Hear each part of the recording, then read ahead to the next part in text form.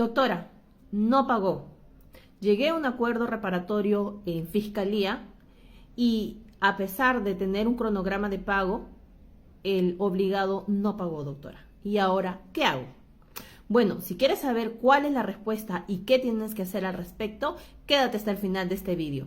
Como ya sabes, mi nombre es Giselle Figueroa León, soy abogada especialista en Derecho de Familia y si necesitas llevar una asesoría virtual sobre temas de familia, escríbeme al WhatsApp que encuentras en mi cuenta de TikTok. Bueno, y llegaste a un acuerdo reparatorio y el obligado no pagó. ¿Y qué es lo que tienes que hacer? Bueno, tienes que presentar un escrito indicándole a la fiscal que el obligado no ha cumplido con el pago. Por lo tanto, es necesario que el fiscal haga el requerimiento al juzgado de investigación. ¿Para qué? Para que el obligado cumpla con el pago. Entonces, ¿qué va a hacer el fiscal? Va a hacer el requerimiento y lo va a enviar al juzgado de investigación preparatoria. Aquí también tienes que tener cuidado porque la fiscalía también maneja una carga. Y si bien tú le hablas al fiscal o le presentas un escrito y ves que ya ha pasado un mes y no te notifican nada, no tienes conocimiento de que se haya enviado el requerimiento de acusación al juzgado, entonces lo que tú tienes que hacer es ir a hablar con el fiscal. Yo no te digo que vayas al día siguiente que presentas el escrito, no. Dale un tiempo a fiscalía, dale un mes y después del mes, si ves que no hay ninguna acción por parte de anda a hablar con el fiscal te va a apuntar tu caso y te va a decir, ya señora, para tal fecha se está enviando. Bueno, llegaste, se envió al juzgado de investigación preparatoria y el juzgado de investigación te envía la primera resolución. En esta resolución lo que va a hacer es que los va a citar a una audiencia, ¿correcto? Va a citar fecha y hora y como ya saben, a través de la plataforma Meet. Yo que recomiendo siempre que ustedes se constituyan como actor civil. ¿Para qué? Para que puedan pedir una reparación ascendente hasta el 10%.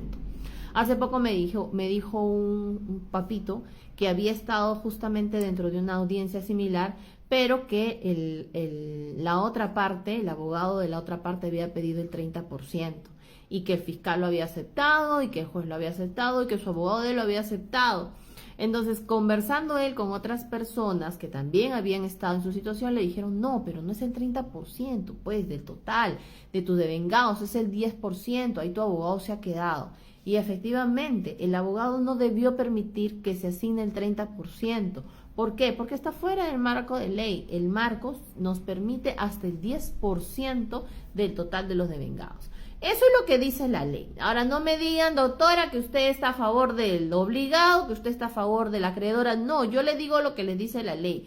Si desgraciadamente esto va en contra de sus intereses, pues no es mi culpa, ¿correcto? Entonces, ustedes tienen la oportunidad, antes de la audiencia, presentar su constitución civil. ¿Para qué? Su constitución de actor civil, para que se los considere y se les pueda otorgar una reparación, la cual ustedes piden. ¿Correcto? ¿Por qué? Porque si no el fiscal va a pedir una reparación, sí lo va a hacer, y lo va a hacer en tu representación, pero quizás sea mucho menos de lo que tú como de forma particular con tu abogado lo puedes pedir, ¿correcto? Y ahora, ¿qué pasa en la audiencia única de incoacción en el juzgado de investigación, doctora? El obligado en fiscalía pues nunca fue, nunca llegamos a un acuerdo, nunca se acogió al principio. Entonces, si él concurre el día de la audiencia en el juzgado de investigación preparatoria por el delito seguido de omisión de asistencia familiar, él en ese momento también puede solicitar el principio de oportunidad. ¿Para qué? Para llegar a un acuerdo reparatorio, a aplicar también una reparación civil, porque también se da una reparación civil, y llegar a un cronograma de pagos. Pero eso lo tiene que solicitar ¿quién? El obligado. Tú no puedes solicitarle por el obligado, ¿correcto? Por más que previamente hayan llegado a un acuerdo, no. Es el obligado quien en compañía de su abogado tiene que solicitarle al juez que la aplicación del principio de oportunidad. ¿Para qué? Para que él pueda llegar a un acuerdo reparatorio y repararte el daño. Y es ahí donde en coordinación con el fiscal van a llegar a un cronograma de pagos. Y les vuelvo a repetir, no se va a trabajar el monto aquí, ¿correcto? Aquí tu monto, ponte 5.000. esos 5.000 quedan. Lo que se va a adherir es la reparación y se va a llegar a un cronograma de pagos, el cual se tiene que cumplir.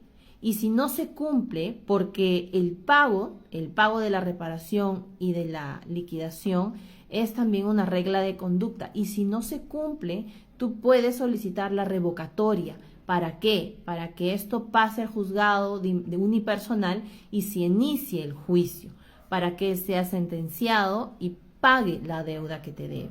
Entonces, ya sabes, cuando él no ha cumplido con el cronograma de pagos a nivel fiscal o simplemente no ha ido a la audiencia que solicitó el fiscal en su momento, pues el fiscal va a hacer la incoacción, el requerimiento de acusación fiscal al juzgado de investigación. Y en el juzgado de investigación, sí o sí, tienes que constituirte como actor civil para que puedas pedir hasta un máximo del 10% de la liquidación total como concepto de reparación. En el juzgado de investigación sí se puede llegar a un acuerdo del principio de oportunidad, correcto, que lo tiene que solicitar el obligado. Y nuevamente ahí en ese momento se va a llegar a un cronograma de pagos.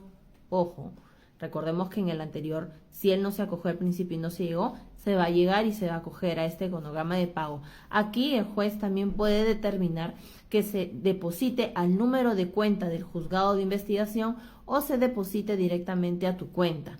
Y vuelvo a repetirte, trata y tienes que llevar un número de cuenta privado. Hay un mensaje que me llegó también y me dijo, doctora, en Fiscalía se asignó como número de cuenta para depósitos por concepto de devengados el número de cuenta que me había gestionado el Juzgado de Paz Letrado en el Banco de la Nación. ¿Y cuál es el problema? Que cuando tú quieras volver a liquidar, vas a tener que presentar el estado de cuenta.